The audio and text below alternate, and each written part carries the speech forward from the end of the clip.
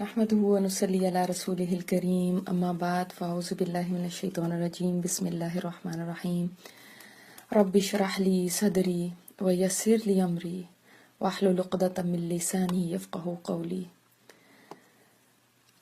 اللهم انفعنا بما علمتنا وعلمنا ما ينفعنا وزدنا علما اللهم انا نسألك علما نافعا وعملا متقبلا ورزقا طيبا آمین یا رب العالمین۔ شروع کرتے ہیں، ہماری جو سیریز چل رہی تھی اس کو کنٹینیو کرتے ہیں، اور اللہ تعالیٰ سے دعا بھی ہے اس کو شروع کرنے سے پہلے سابقون الاولون میں ہونے کے لیے کہ اللہ ہمیں نیکی کے ہر موقع میں آگے بڑھنے والا بنا دینا، ہر موقع میں متقین کے امام ہمیں بنانا، یا اللہ نیکی کے کاموں میں آگے بڑھنے والا بنانا۔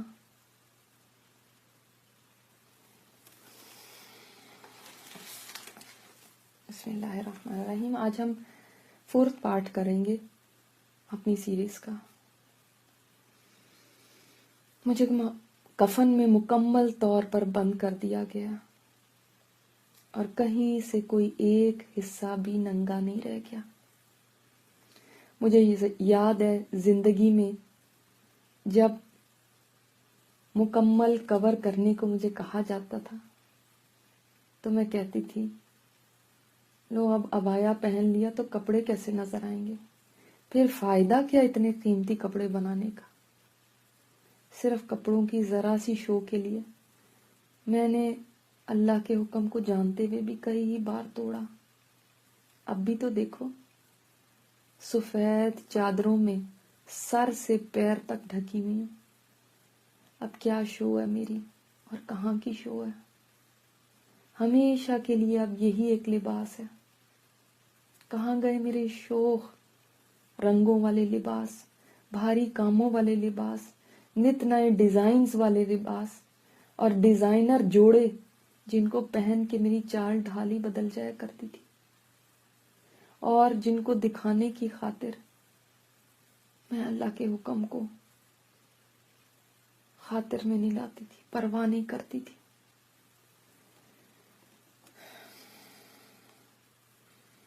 میں اتنی تعویلیں زندگی میں دیا کرتی تھی جی نظروں کی شرم ہونی چاہیے۔ میں تو لوز ہی پہنتی ہوں، اب اتنا بھی کیا؟ یہ وہ سب باتیں ہیں جو میں بڑے کانفیڈنس کے ساتھ کہا کرتی تھی۔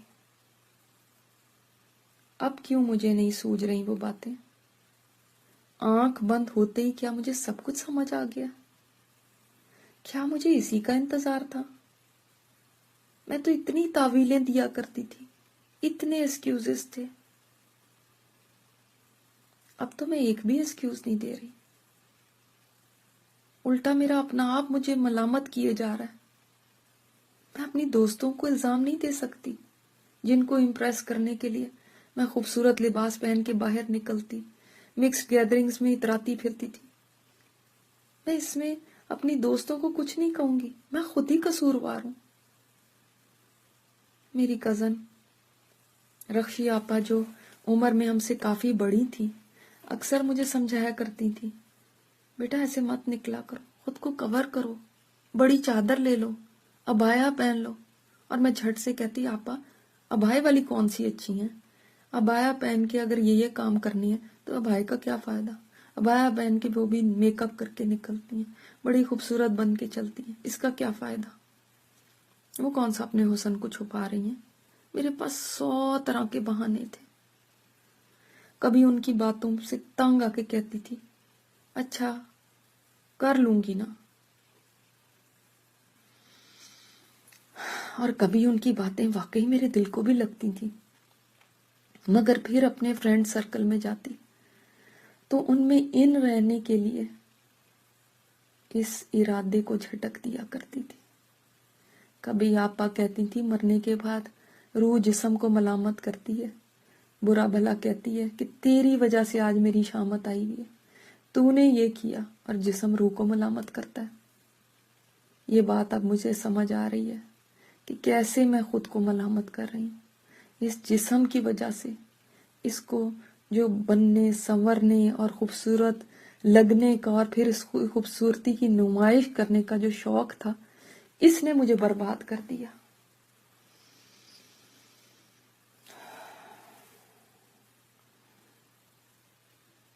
مجھے ایک آواز آ رہی ہے،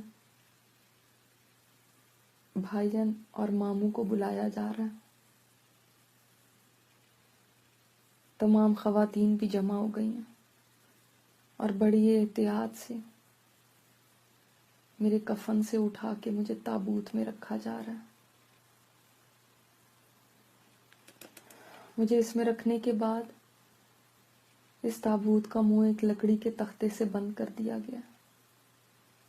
کیلوں کے ٹھوکنے کی آواز صاف سنائی دے رہی ہے. اٹھانے والے اب میری سواری اٹھا کر لے جا رہے ہیں. کافی دیر ہو چکی ہے، کہیں جاتے ہی جا رہے ہیں. آخر مجھے کسی ایسی جگہ لا کے رکھ دیا گیا جہاں بہت ساری ملی جلی آوازیں آ رہی ہیں، بہت سارے لوگ باتیں کر رہے ہیں. کچھ سمجھ میں نہیں آ رہا کون کیا کہہ رہا ہے.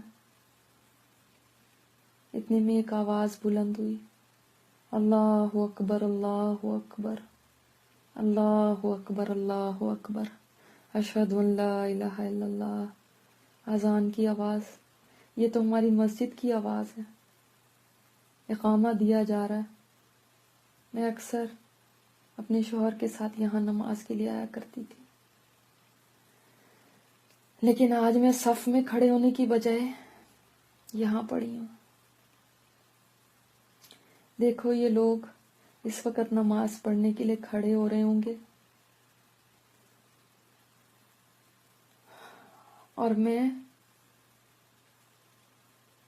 نماز نہیں پڑھ سکتی. مجھ پر اب نماز فرض ہی نہیں اور نہ ہی کبھی آئندہ ہوگی، اور نہ ہی کوئی بھی عبادت میرے اوپر فرض ہوگی، اس لیے کہ اب میرا نماز پڑھنے کا ٹائم ختم ہو چکا. اب تو مجھ پہ نماز پڑھی جا رہی ہے. آج کے بعد نہ کوئی قیام، نہ کوئی رکوع اور نہ کوئی سجدہ، کچھ بھی نصیب نہیں ہوگا. کیا یہ صرف زندگی کے لیے ہی تھا؟ اگر یہ بات مجھے پہلے سمجھ میں آ جاتی تو میں اپنی نماز بہت اچھی طرح پڑھا کرتی. میں نے تو اس طرح سے کبھی سوچا بھی نہیں تھا. نماز تو باقاعدگی سے پڑھتی تھی، مگر اس کی کبھی کوئی قدر نہیں جانی تھی. اور ہم تو لوگ ہی ایسے ہیں جو نعمت کی قدر تب جانتے ہیں جب نعمت چھن جاتی ہے. نماز کتنی بڑی نعمت تھی کہ انسان اس کو ادا کر سکے. آخری نماز میں نے گھر میں پڑھی تھی، مگر وہ بھی کیسی پڑھی، اس قدر تیزی سے، کیونکہ مجھے تیار ہونا تھا شادی میں جانے کے لیے. اور اس وقت مجھے وہ نماز اتنی بھاری لگ رہی تھی، اور یہ خیال بھی آیا تھا کہ چلو چھوڑو، قضا کر کے بعد میں پڑھ لوں گی. مگر شکر ہے درس میں سنی ہوئی ایک بات ذہن میں آ گئی کہ جو جان بوجھ کے ایک نماز بھی چھوڑ دیتا ہے وہ اپنے لیے ایک حقب جہنم میں جلا لیتا ہے. اور درس والی آپا نے بتایا تھا ایک حقب تو کئی سالوں پہ محیط ہوتا ہے. یہ بات اس وقت مجھے کام آ گئی تھی اور میں نے جیسے تیسے نماز ادا کر لی تھی. مگر افسوس تو اس بات کا ہے کہ اتنی جلدی جلدی پڑھی. جو نماز میری بہترین نماز ہونی چاہیے تھی وہی میری سب سے نکمی نماز تھی. جدھر جانے کی جلدی تھی، جس کے لیے میں نے اپنی نماز خراب کی، کیا معلوم تھا کہ وہاں پہنچنے سے پہلے میں اللہ کے پاس پہنچ جاؤں گی. اور اس کے بعد عشاء کی نماز بھی میرے گھر پہ ہوتے ہوئے ہی ہو گئی تھی، مگر چونکہ میں میک اپ کر چکی تھی تو سوچا تھا آ کے پڑھ لوں گی. اگر وہ نماز اس وقت ادا کر لی ہوتی تو ایک اور فرض ادا کرنے کا اجر میرے اعمال نامے میں لکھ لیا جاتا۔ آج یہ لوگ مجھے کتنے خوش نصیب لگ رہے ہیں جو اس وقت امام کے پیچھے جمع ہو رہے ہیں، یہ نماز پڑھ سکتے ہیں اور میں نہیں پڑھ سکتی۔ میرے لیے عمل کا ہر دروازہ بند ہو چکا ہے۔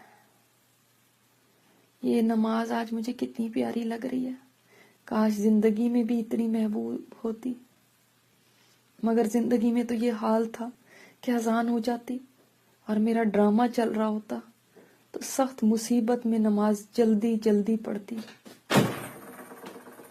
کہ اشتہار ختم ہو جانے سے پہلے میری نماز ختم ہو جائے اور ڈرامے کا ایک سین بھی نہ رہ جائے۔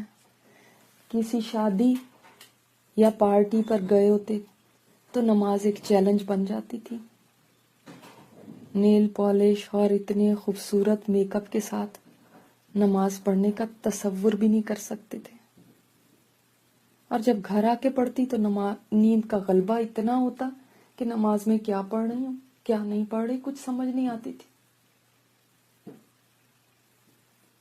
وہ لیٹ نائٹ پارٹیز کیسی ہوتی تھی کہ واپس آ کے تھکاوٹ الگ ہوتی، نیند کا غلبہ اتنا ہوتا کہ نماز کے لیے کوئی خشوع باقی نہ رہتا، اور دماغ میں وہی باتیں وہی گپ شپ وہی کہہ کے چل رہے ہوتے جو پارٹی کے دوران ہم بے فکری سے مارتے تھے۔ کبھی کبھی تو کسی کی بات نماز میں یاد آ جاتی تو میں نماز میں ہی مسکرانے لگتی، اور کبھی کسی کا چپتا ہوا جملہ یاد آ جاتا تو نماز میں ہی دکھی ہو جاتی۔ آج سوچ رہی ہوں ایسی نمازوں کا حساب کیسے دوں گی؟ کیا ایسی نمازیں قبول بھی ہوں گی؟ لوگوں، میں تمہیں کیا بتاؤں کہ نماز کتنی قیمتی چیز ہے۔ لوگوں، اس کی قدر کرو، پتہ نہیں ہے تمہیں کہ تم میں سے کس کی یہ آخری نماز ہو۔ مت سوچو اپنے کام کا، کاروبار کا، بچوں کا، گھروں کا۔ ہو سکتا ہے کہ اس وقت تمہارے گھر، تمہارے کام، کاروبار، تمہاری دوسری مشغولیات سے زیادہ تمہاری موت تم سے قریب ہو۔ اگر اس وقت مجھے آواز مل جائے تو میں ان سب لوگوں کو چیخ چیخ کر یہ بات بیان کروں۔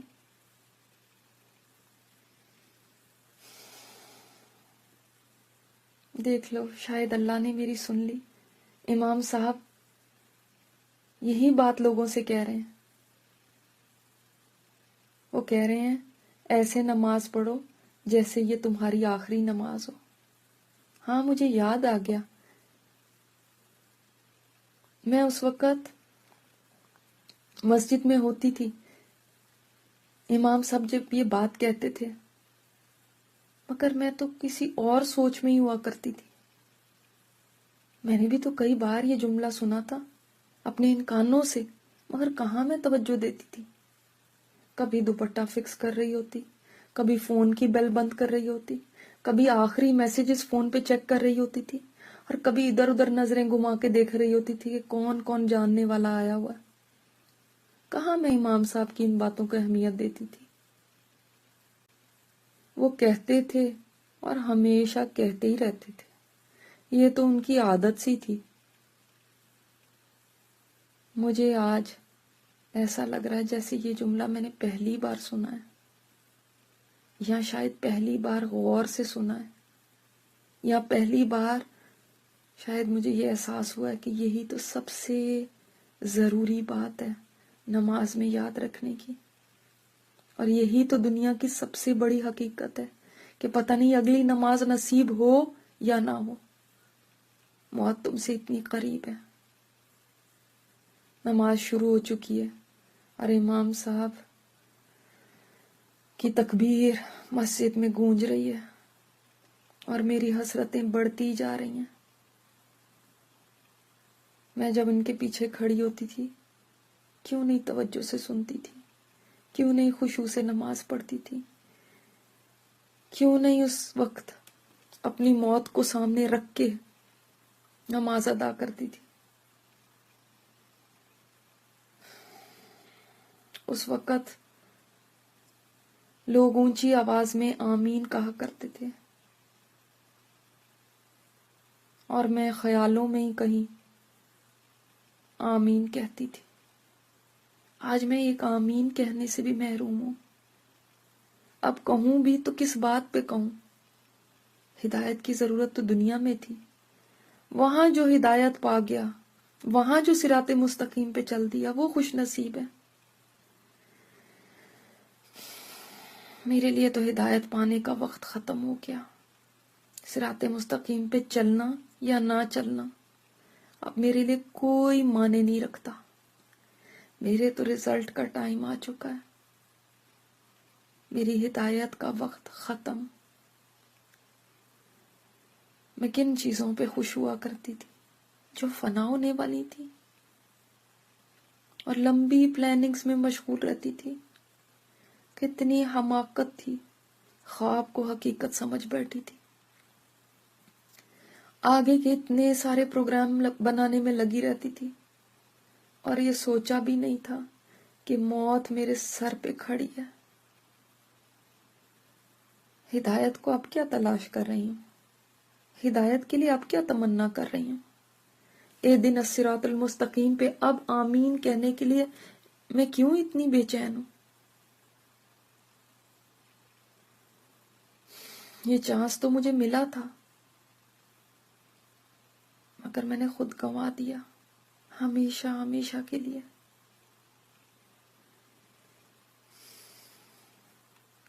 اور زندگی میں تو کبھی مجھے ایسا شوق نہیں تھا کہ ہدایت پانے کا شوق ہو، ہدایت پہ چلنے کا شوق ہو۔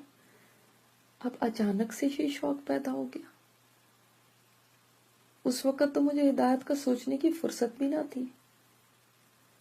کچھ کر لیا، کچھ چھوڑ دیا، نہ پوری ادھر تھی نہ پوری ادھر تھی۔ ہدایت کا کب سوچتی؟ کپڑوں، فیشن، پارٹی، سہیلیوں سے فرصت ملتی تو کبھی سوچتی۔ اے دنیا، تیرا دھوکہ کتنا بڑا ہے کہ انسان اپنی ہمیشہ کی زندگی بھی تیرے پیچھے داؤ میں لگا بیٹھتا ہے۔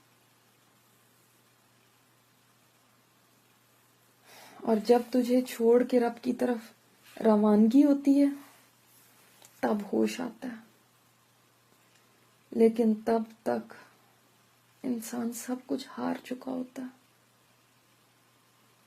اس کے ہاتھوں میں کچھ بھی باقی نہیں ہوتا۔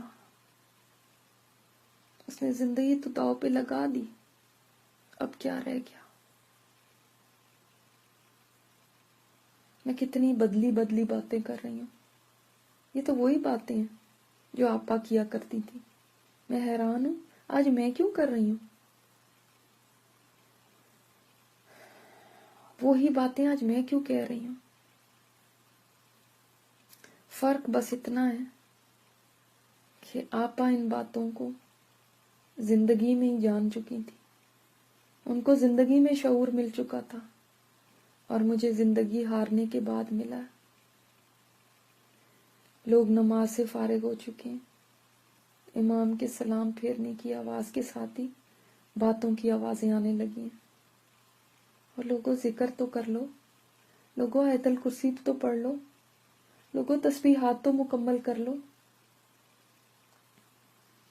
میں یہ تسبیحات باقاعدگی سے کیا کرتی تھی، اور آج مجھے ایسا لگ رہا ہے کہ میں نے زندگی میں جتنی باتیں کی تھی ان سب کو جمع کر لیا جائے تو یہ تسبیحات ان میں مجھے سب سے زیادہ پیاری ہیں۔ یہی سب سے اچھی چیز تھی جو میں نے کہی۔ امی شروع سے ہی ہمیں نماز اور تسبیحات وغیرہ کا بہت زور دیتی تھی، ہمیں ایسی عادت ڈال دی تھی نماز کی کہ ہماری گٹھی میں پڑ گئی تھی۔ امی زیادہ دین تو نہیں جانتی تھی، مگر رسمی دینداری کے سارے کاموں کی پابند تھی۔ انہوں نے ڈنڈا پکڑ کے ہم سے یہ پابندی کروائی تھی، ورنہ آج میں نماز کے بھی بغیر ہوتی۔ مائک پہ امام صاحب میرا نام لے رہے ہیں، ایک سسٹر ہیں، اب ہم ان کا جنازہ پڑھیں گے۔ ہماری مسجد میں آیا کرتی تھی اور مسئلے مسائل پوچھا کرتی تھی۔ ان کی یہ بات سن کے میرے دل سے پکار اٹھی، یا اللہ تو امام صاحب کی یہ گواہی میرے حق میں قبول کر لینا کہ میں واقعی مسجد آیا کرتی تھی۔ آج مجھ پہ نماز پڑھی جانے والی ہے، آج میری رخصتی ہے۔ ایک رخصتی اس دن ہوئی تھی جب میں ماں باپ کے گھر سے سسرال چلی گئی تھی، اور ایک رخصتی آج ہے جب میں دنیا سے آخرت کی طرف جا رہی ہوں۔ مگر پہلی رخصتی کے لیے ہم نے سال ہر سال کی تیاری کی تھی۔ شادی سے سال پہلے تو یہ حال تھا کہ نہ دن کا ہوش نہ رات کا، نہ کھانے کا ہوش نہ پینے کا، بس بازار، درزی، ادھر ادھر بھاگ دوڑ، اس میں ہلکان ہو چکے تھے۔ ایسی تیاری کر رہے تھے جیسے شادی کے بعد کبھی بازار نہیں کھلیں گے، جیسے آج ہی خرید لو سب کچھ، جیسے اس کے بعد کبھی کوئی کپڑا نہیں بنانا۔ اس رخصتی کے لیے تو میں نے اتنی تیاری کی، اور اس رخصتی کے لیے میں نے ایک دن کی بھی تیاری نہیں کی۔ میری تو پلاننگ کا بھی دور دور تک یہ حصہ نہیں تھا جس سے میں آج گزر رہی ہوں۔ چھوٹی سی زندگی کی رخصتی کے لیے اتنی زبردست، اتنی شاندار تیاری، اور ہمیشہ کی رخصتی کے لیے کوئی بھی تیاری نہیں۔ کس کو الزام دوں، کس پہ انگلی اٹھاؤں؟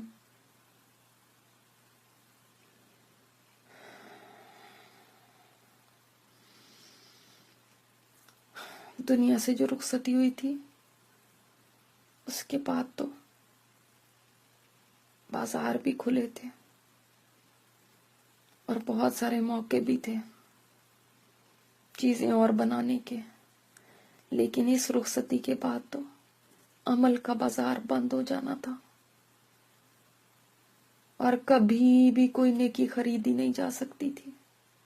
پھر بھی میں نے اس کا خیال نہیں کیا، جتنا میں اپنی سکن کا، اپنی ایجنگ کا، اپنے رنکلز کا خیال کرتی تھی۔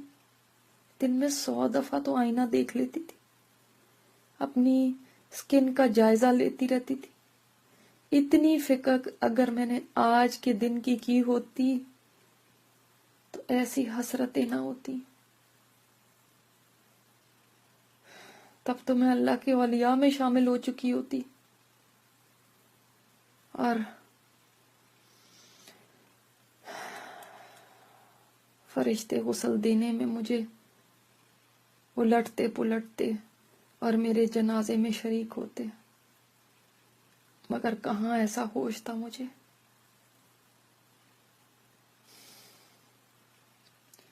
نماز جنازہ کی تکبیر کہی گئی ہے، مگر ہائے مجھے خیال آیا میرے تو جاننے والوں میں سوائے چند دیکھ کے کسی کو بھی میت کی بخشش کی دعا ہی نہیں آتی۔ ہائے لوگو، آج تو مجھے سب سے زیادہ دعا کی ضرورت ہے، اور تم لوگ دعا ہی کرنا نہیں جانتے۔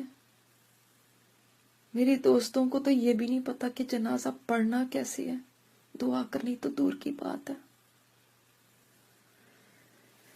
آج جب میں ان کی دعاؤں کی محتاج ہوں تو کیا پورے مجمع میں ایک آدھ کے سوا کوئی مجھے دعا دینے والا نہیں ہے؟ دوسری دفعہ پھر تکبیر کہی گئی۔ یہ آواز تو جانی پہچانی لگتی ہے، یہ تو میرے بھائی جان کی آواز ہے۔ مرنے کے بعد سے اب تک یہ پہلی بار ہے جب مجھے اتنی خوشی ہوئی کہ اگر میں زندہ ہوتی تو خوشی سے میرے آنسو بہہ پڑتے، اس لیے کہ میرا بھائی میری نماز جنازہ پڑھا رہا ہے۔ بھائی جان جس طرح تڑپ کے میرے لیے دعا کریں گے کوئی نہیں کر سکتا۔ امام صاحب جتنی بھی دعا دل سے کرتے مگر میرے لیے کبھی بھی وہ درد نہیں پیدا کر سکتے تھے۔ بھائی جان نے دوبارہ تکبیر کہی اور ساتھ ان کی سسکیوں کی آواز مجھے آنے لگی۔ شکر ہے کہ مجھے ایسا بھائی ملا جو دین کا علم رکھتا تھا، جو دعائیں جانتا تھا، جو جنازہ پڑھنا جانتا تھا۔ میرا بیٹا بھی تو 13-14 سال کا ہو چکا تھا۔ اگر اس کو سکھایا ہوتا، اس کو میں نے اس دن کے لیے تیار کیا ہوتا کہ جب تمہاری ماں دنیا سے جائے گی تو تم نے اس کا جنازہ پڑھانا ہے، اس کو دعائیں سکھائی ہوتی، اس کو طریقہ سکھایا ہوتا، تو وہ تو شاید بھائی جان سے بھی زیادہ تڑپ کے میرے لیے دعا کرتا، کیونکہ وہ مجھ سے بے انتہا محبت کرتا تھا۔ جنازے کی نماز مکمل ہوئی اور بہت سی آوازیں میرے قریب آنے لگی۔ میرے تابوت کے اوپر کا تختہ، اس پہ لگی ہوئی کیلوں کو نکالا جا رہا ہے